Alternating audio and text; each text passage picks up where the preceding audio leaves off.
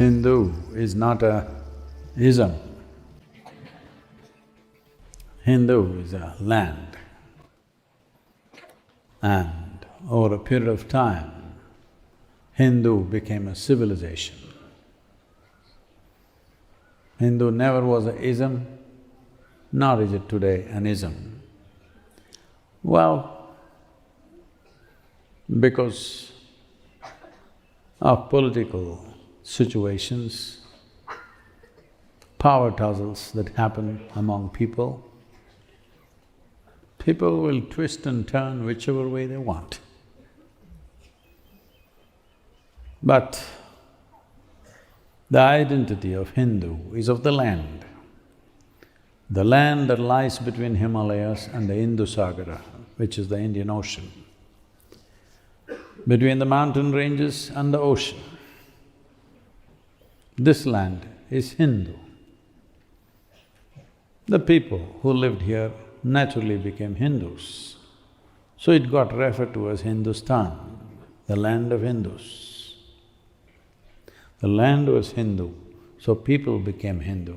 Because people became Hindu, the nation or all the nations which were there at that time in this region became collectively Hindustan.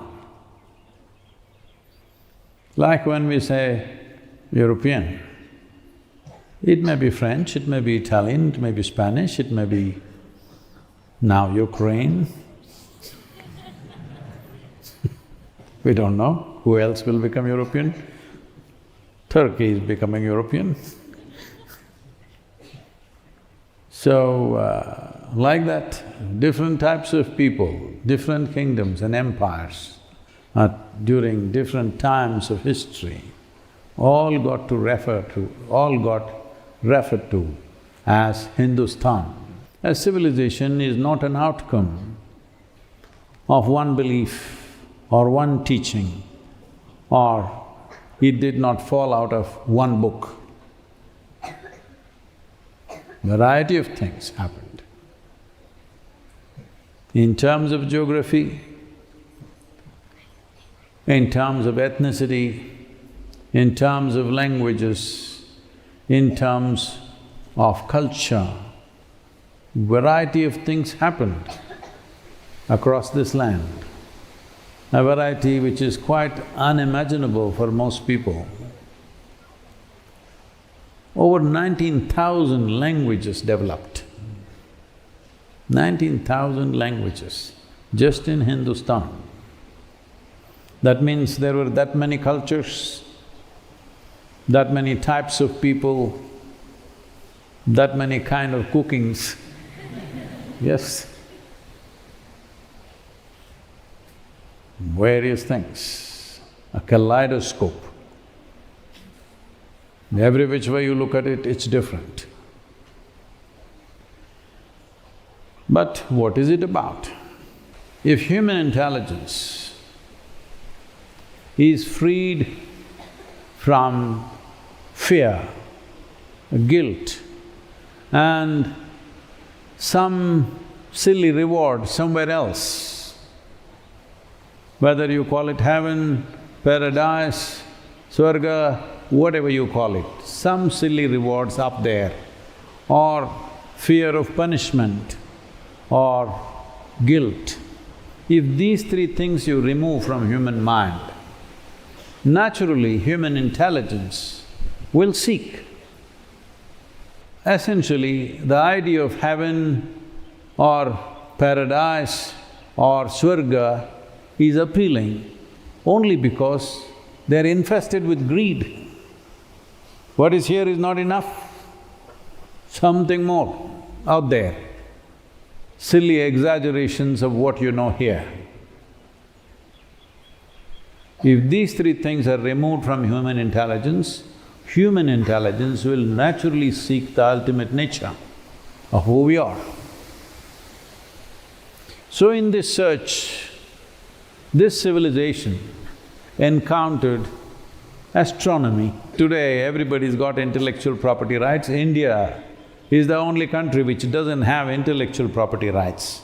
Everything that's Indian or that belongs to this Hindustan has been stolen and used all over the world, everybody claiming it as their own. Well, because they had gunpowder. That's a lot of power, you know. So, we encountered astronomy, we encountered mathematics. There wouldn't be mathematics in the world without this land and this civilization.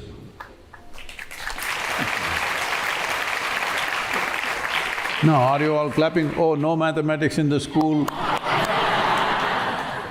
No, that's not what I'm saying. If there is no mathematics, there is no science. All the many things that we are doing in the world today, many things we are enjoying in the world today in terms of technology would not exist if there is no complex mathematics which we encountered in our pursuit, in our search, because we had no conclusions in our minds. We had no fear, nor were we infested with greed or guilt.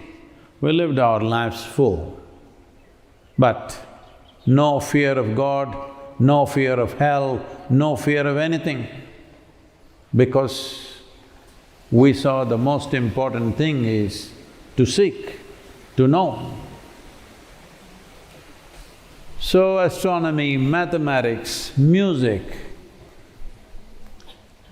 well, there are variety of music, but if you pay attention, you will see the classical music that evolved in this land.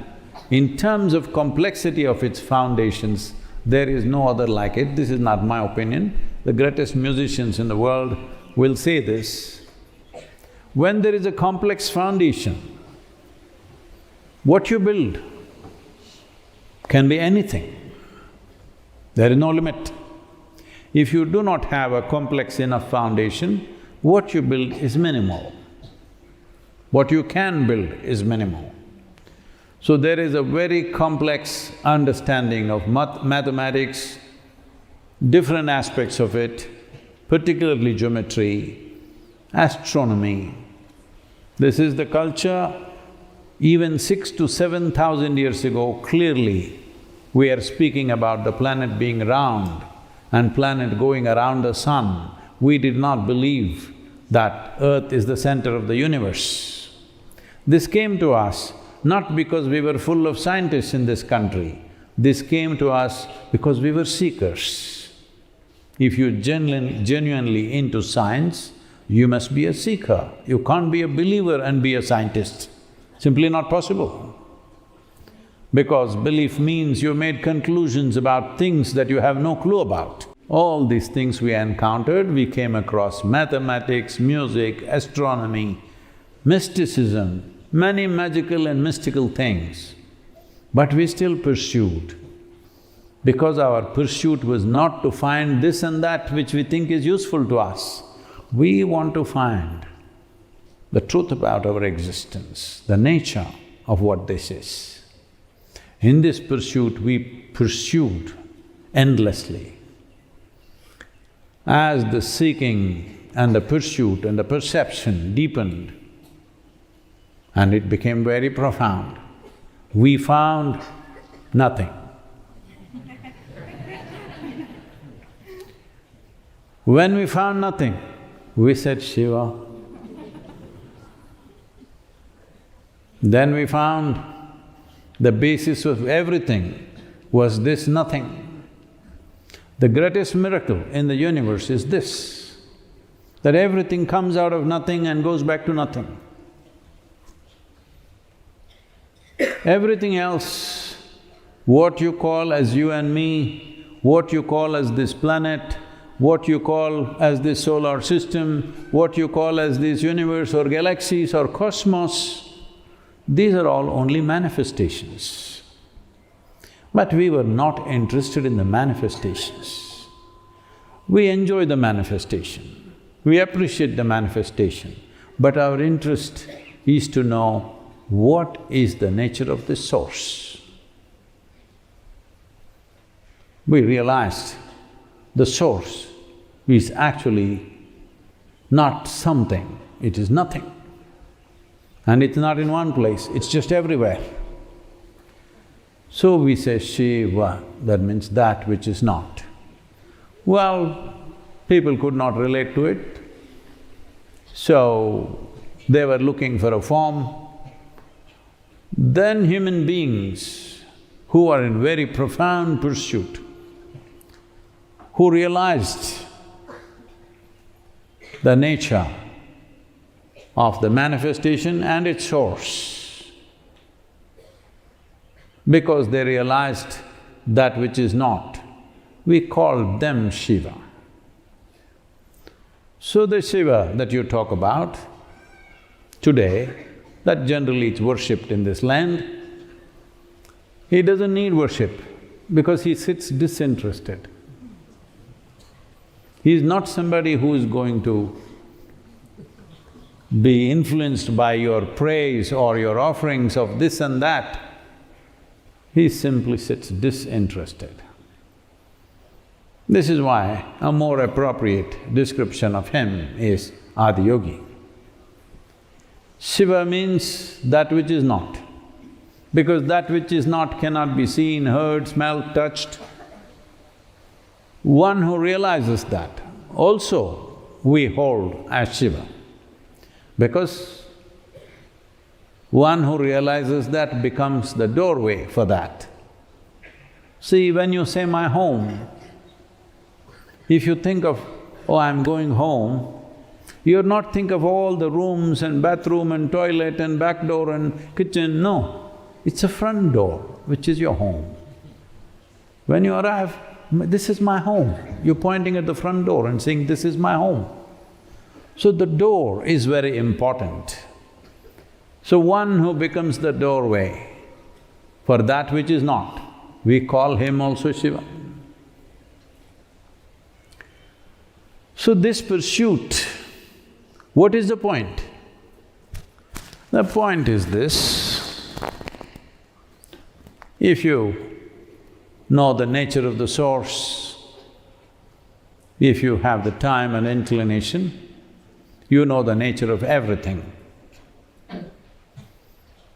If you know something, you will know only something. But if you know nothing, then everything is possible. So this pursuit is the basis of this civilization. This is a land of seeking, not a land that believes. This is a godless land. There is no the God anywhere. As I have told you many times, we know the technology of God-making.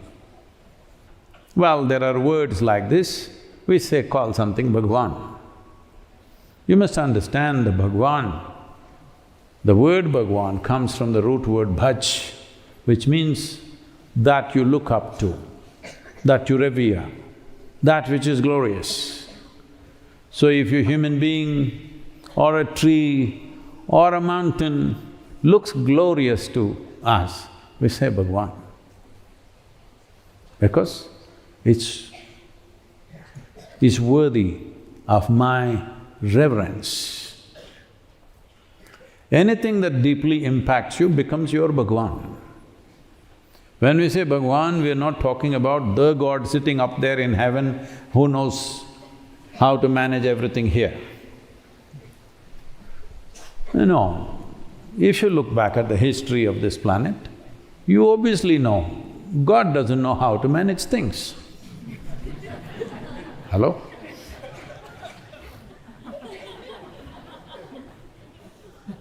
Are you willing to hand over your life to God and say, do it the way you want? No. Things that are not in your hands, you're willing to give it to Him. Things that are in your hands, your money, throw it in front of the temple and go away, let me see. No.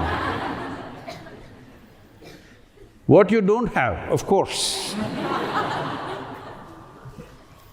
Lot of people come to me also and say, Sadhguru, usir kuduthruve Sadhguru. Ayyo, usir uduvendappa. That means I'll give my life to you, Sadhguru, right now. Don't hold it, huh? Hold it. If you hold it there and then give yourself, then I know how to use it. If you give it away, what do I do? So, this is not that kind of civilization. This is a civilization of exploration. And whichever way you explore, it is regarded well. You may explore in a very stable, proper manner, or you may explore in freaky ways. Whichever way, as long as you're seeking. In this culture, it's okay. There are very systematic disciplines in the country, in this land. At the same time, there are absolutely wild ways. There are agouris, there are tantrics, there are variety of people. Because nothing is a taboo as long as you're seeking. As long as your intent is to touch the core of life that you are, knowing that the core of life is not somewhere in the center of the galaxy. The core of life is in every life. Whether you're a man, woman, animal, even if you're an ant, the core of life is within you also. All you have to do is find it. All you have to do is find access to it. You don't have to invent it, you don't have to make it up. You just have to find access. Life cannot be happening without the source of life throbbing inside, otherwise it'll not happen. So today, human intellect is not yet but definitely far more active than what it used to be 500 years ago or 300 years ago or even 100 years ago. Becoming less influenced by the dogmas of the times.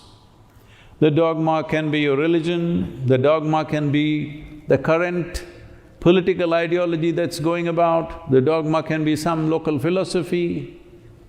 At different times, different things have ruled human beings. For the first time in the history of humanity, intellect, the human intellect, is not as ruled by the dogmas of the place or the doctrines of the times as it has been in the past.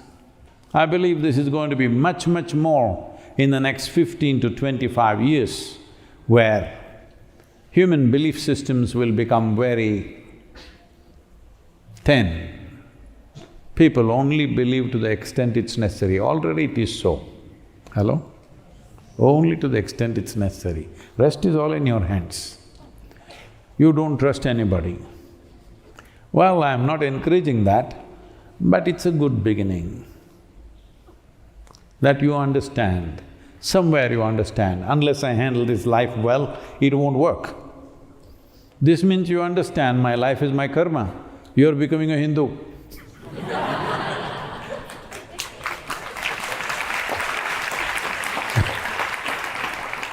So, you must understand Hindu is not an ism, Hindu is not a religion, Hindu is not a particular way of life as people are trying to define. Hindu is a land. Because of the land, people became Hindu. Because of the people, the civilization became Hindu. Because of the civilization, the nation became Hindustan. So, this needs to be understood that if you release human intellect, as I said earlier, from the influence of fear, from the influence of guilt, from the influence of extreme greed, you will become a Hindu. Or Hindu, maybe in your mind, the context is very small, it's a particular type of people. No. So let's put it this way. It is called Sanatana Dharma. The word Sanatana literally means eternal. Dharma means not religion, dharma means the law. So the eternal law, what is the eternal law?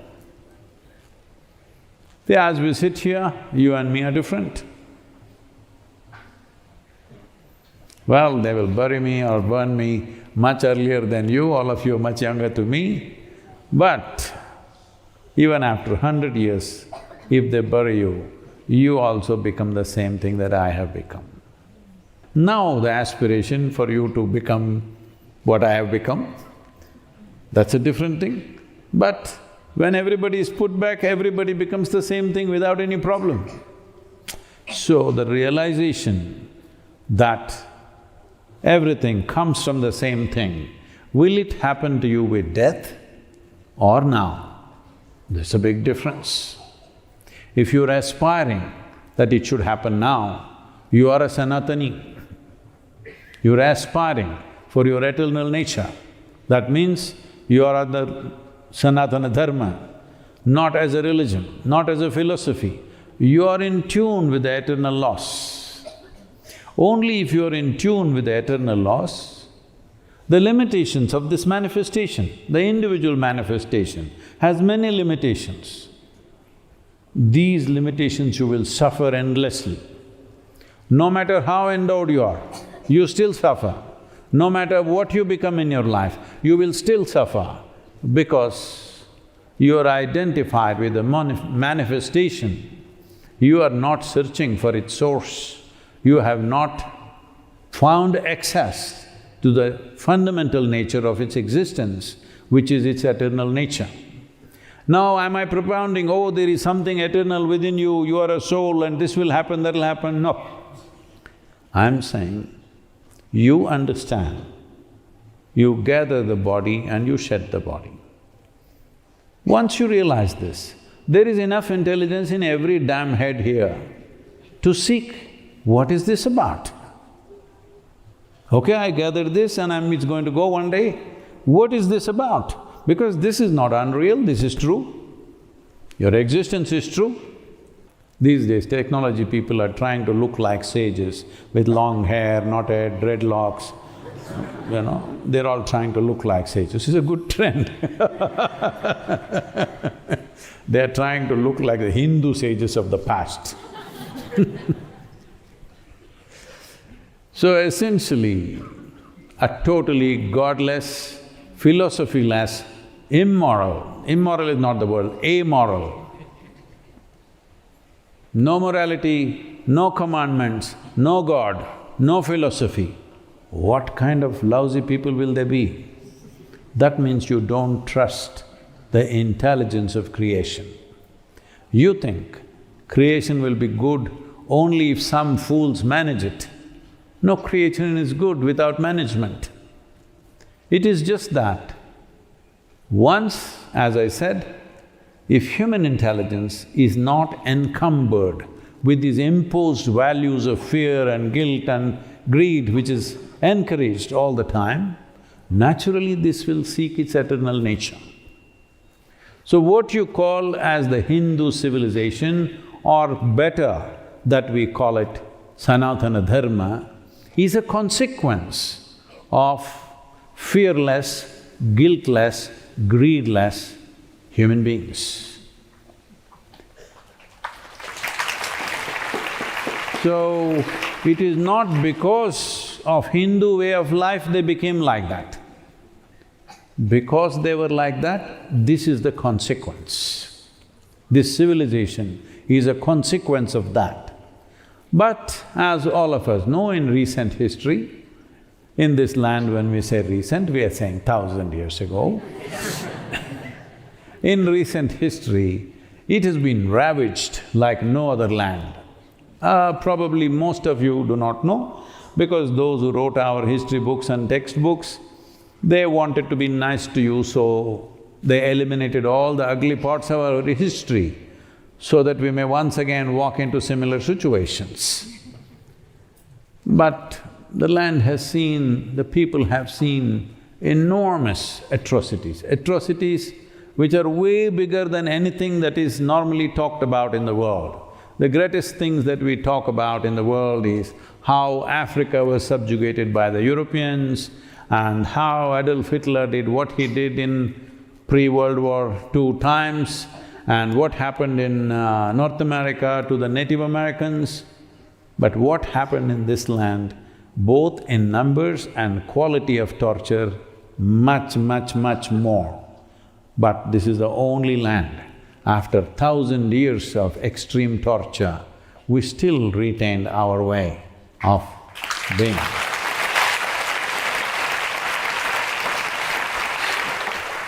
This is simply because of the way the entire thing was naturally structured. Because it was not a religion, there was no one head, that if you cut that head off, everything will collapse. There was no one doctrine, there was no one book, if you burn it, everything will be gone. Because it was individual seeking. The invaders who came, they did everything possible. They killed all the leaders, religious teachers, they ravaged thousands of temples, but they didn't know how to kill it because it was in everybody's hearts and minds. You cannot kill that one. Because it was not a philosophy that could be corrected. It was not a belief system that could be obliterated. It was a natural longing to know. There is no way to curtail that. As I said, I'm repeatedly saying this, if you free this mind of fear, greed and guilt, this will naturally seek its eternal nature. Because of thousands of years of establishing that kind of thing, doesn't matter how much torture, it still lived. This is the only land which has been invaded with the vengeance or with the force with which it has been invaded, still retained its culture to a large extent. Damages happened, but it retained because this is not the culture which is organized. It is unorganized kind of chaos, intentional chaos, because you can't destroy a chaos, you can destroy a system. Hello? You can destroy a system, but you can't destroy a chaos. So it doesn't matter what they did, it survived. A lot of people are writing books today around the world, many American and European writers, they're amazed how this culture survived. How did it survive? What is the basis? Where is the foundation for this? No foundation, that's why it survived.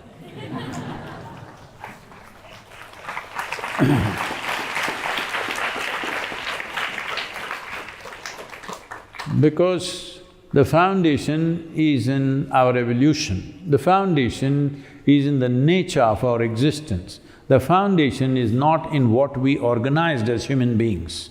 It is not a church, it is not some kind of organization, it is not… There's one leader that if you kill him, everything will collapse. Do what you want. You don't even know where it exists, but it exists. So, if we do this one thing, if we do this one thing in this generation, that in the world, it's beginning to move that way, but I would like to see it in my time. If we move the society, if you move the world's population in this direction, they are free of fear, they are free of guilt, and they are free of greed. You will see Sanatana Dharma will sprout across the planet. This you must understand, Sanatana Dharma does not mean all of them will chant your mantra or all of them will do this, no, all of them will seek. That's all that matters. Which way they seek, we don't care. Hello? We don't care how they seek, as long as they're seeking their eternal nature, as long as they're seeking their ultimate possibility, we call them Sanatani. Because Sanatana does not mean a particular group of people, Sanatana means eternal nature. So, what is Hinduism? There is no such thing, there is no ism. People are trying to make it into a ism for survival purposes, unfortunately. But I don't fear survival, I only see a metamorphosis. Many people think I am not Hindu enough. Because I don't know I'm not doing any puja, I'm not doing any mantra, I'm not going here and there and doing what a Hindu is supposed to do. So what kind of a Hindu is he? Well, because I'm born in this land, in terms of geography, I am a Hindu. Because my longing has always been to know the eternal nature of who we are, and because of that I am a Sanatani, not because I subscribe to any of their philosophies. I want to see every human being looks for that which is the ultimate nature of who we are. Then everybody is a Sanatani, but don't think they are converting to your religion, because there is nothing to convert to. There is no ideology, there is no philosophy, there is no God, there is no God's army for you to convert and join. It's just that from its manifestations to its source, your attention has shifted from the manifestation to its source. This means you're a Sanatani, because manifestations are always transient. It's like a footprint. It'll be there today, it'll be gone tomorrow. But the source is always there. So once your interest has shifted from the body to the source of what it is, you have become a Sanatani. You're seeking the eternal nature. This must happen to the world, not as a religion, not as a philosophy, but as a natural longing to know beyond what is right now manifested, because manifestations are many and fantastic. But if you get identified with the manifestation, then you will become so small that… See, largely human beings don't even consider other lives as life. Only human is life. But now in that also, in 21st century, we've come to a place where we're beginning to think men and women are two separate species. Hello? We don't think we are the same species anymore, we are different species. Because everything you have to say, both. But now there are many other species. I'm not saying this with any disregard for anybody, I'm just saying we are unnecessarily complicating a simple process of life. First of all, biology is a simple thing. Its purpose is very simple and limited. We don't have to complicate the biology. See, when we say, you are a Sanatani, this does not mean you're disregarding the biology or the psychology of a human being. We are not going away from it, we want to be above it, that's all. Is it worthwhile? Yes. We are not talking about discarding it, we are not talking about moving away from it. We want to be above it so that we can use our biology and our psychology the way we want, that our biology doesn't use us up. But for most human beings, their biological needs and psychological needs are occupying the whole time of their life, isn't it? They don't get to settle their biology or psychology for their entire life. If they live to be 100, they're still desperately doing the same things. So, Sanatana means this, that you're above the manifestation of physiological and psychological manifestations that we have, and that goes for every manifestation. But your biggest blocks are your own body and your own mind. If I take you to a place, let's say we took you to the greatest, most sacred place in the universe, there are steps. But you misunderstood steps as blocks. What to do? Tragedy you are, isn't it? Hello? Right now, that's all that's happened. This body, this mind, this level of cerebral capability, these emotions, these energies, this chemistry, these are all stepping stones. but you're right now experiencing them as blocks in your life. They're blocking you completely. Life is getting mortgaged just to settle physiological needs and psychological needs. You can call it what you want. You can call it religion, you can call it family, you can call it marriage, you can call it whatever. But essentially, life is getting mortgaged just to settle physiological and psychological needs. These are stepping stones upon which you should stand and climb and go beyond. But unfortunately, they have become sinking sands. So the moment you make your body and mind into a stepping stone and stand above that, you are a Sanatani.